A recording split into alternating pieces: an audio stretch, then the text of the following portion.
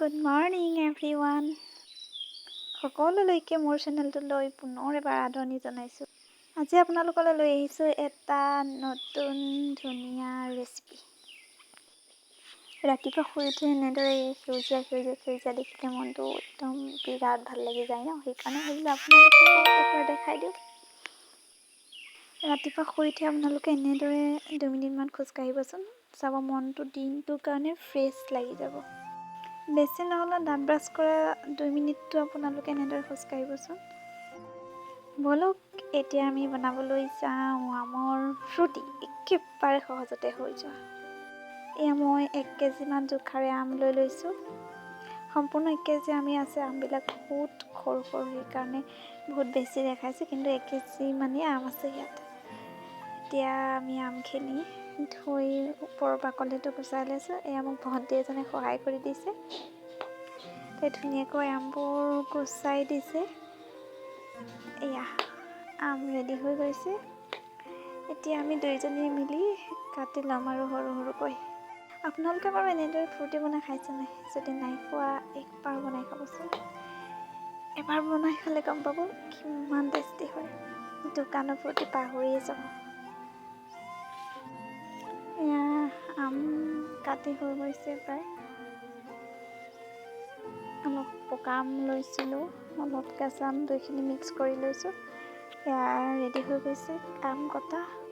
আমখিনি এতিয়া আমি ধুনীয়াকৈ মিক্সিত গ্ৰাইণ্ড কৰি ল'ম।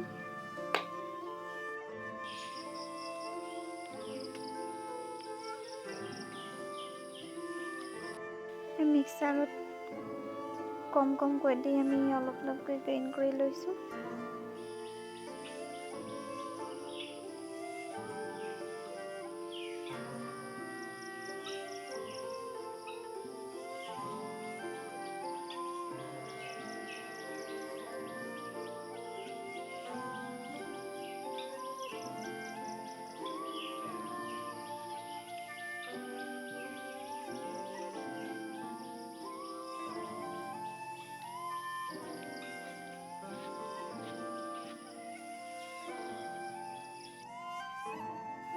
এয়া গোটেইখিনি গ্ৰাইণ্ড কৰা হৈ গৈছে। অলপ পানী দি একেবাৰে মিক্সিৰ বাতিটো খালি লৈছোঁ। ইয়াত পানী 1 গিলাচ যোগ কৰি দিছোঁ। এয়া দেখিছে কিমান ধুনীয়া লাগিছে নবনোৱাৰ আগতে ন। এইখিনি এতিয়া আমি 10 মিনিটৰ কাৰণে বইল কৰি ল'ম। ইয়াত প্ৰায় এইখিনি আমাৰ 1 লিটাৰমান জুচ ওলাই গৈছিলে। এতিয়া আমি ইয়াতো যিহেতু টেঙা আম আছে অলপ আধাটো, সেইকাৰণে আমি চেনি অলপ বেছিকৈ ইউজ কৰিব লগা হৈছে। আপোনালোকে যদি আমটো মিঠা হয় তেতিয়া কম পৰিমাণে চেনি ব্যৱহাৰ কৰিব। ইয়াতে মই 2 কাপ জোখাৰে কৰিছোঁ, 2 কাপ চেনি ব্যৱহাৰ কৰিছোঁ।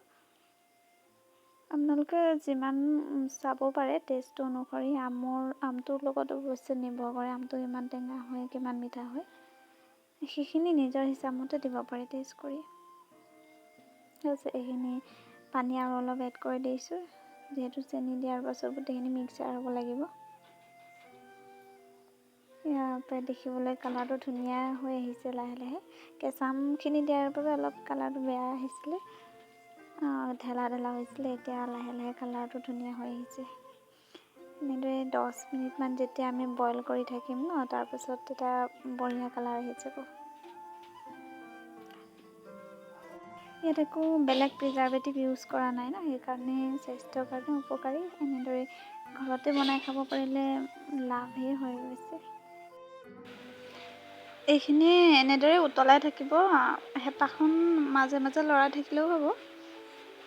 একেৰাহে বহুত দেৰিৰ কাৰণে 2 মিনিটমানৰ কাৰণে ৰাখি দিব, তেতিয়া তলত লাগি ধৰিব। এতিয়া এনেকুৱা এটা পৰ্যায় পোৱা লাগে, এনেকৈ যেতিয়া ওপৰলৈ বুটকৈ উঠি আহিব ন, তেতিয়া এইখিনি হৈ যায়। তাৰপাছত আমি নমাই এইখিনি চেকনিৰে চাকি ল'ম।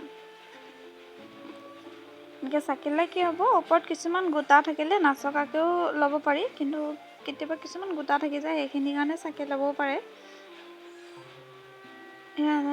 ধুনীয়াকৈ চাকি লৈছোঁ। নচকাকৈ খাব বিচাৰিলে খাব পাৰে। এতিয়া চেকি দিয়াৰ পাছত এইখিনি গোটা ৰৈ গৈছে, দেখিছে কিমান ডাঠ হৈ গৈছে। এইকেইটা ভাতকেৰেলা ঘৰৰে, এনেই দেখাই দিলোঁ আৰু আপোনালোকক।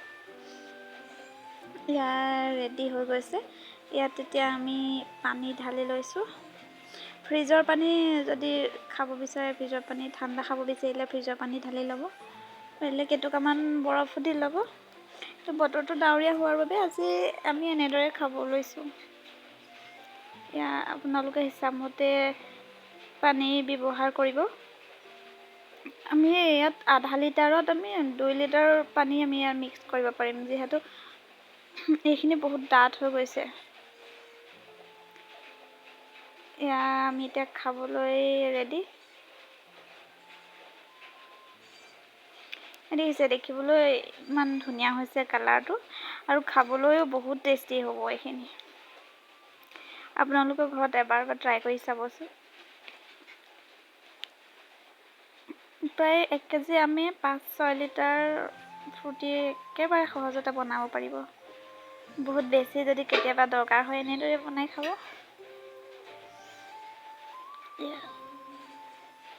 কিন্তু আপোনালোকে আমটো সোৱাদ অনুযায়ী চেনি ব্যৱহাৰ কৰিব। কেতিয়াবা আমটো বহুত বেছি টেঙা হৈ গ'লে এইখিনি তেতিয়া মিঠাটো কম হৈ যায়, অলপ সোৱাদটো নাইকিয়া হৈ যায়। গতিকে সোৱাদ অনুপাতে চেনিটো নিজে ব্যৱহাৰ কৰিব। এয়া নৰসিংহ কেইটামানো লৈ আহিছোঁ বৰ বনাই খাবলৈ, এনেই ভাল লাগে আৰু। জবা ফুলৰ পাত কেইখিলামান আনিছোঁ, এইখিনি মূৰত আমি হেনাৰ দৰে ব্যৱহাৰ কৰিম। যদি তাৰ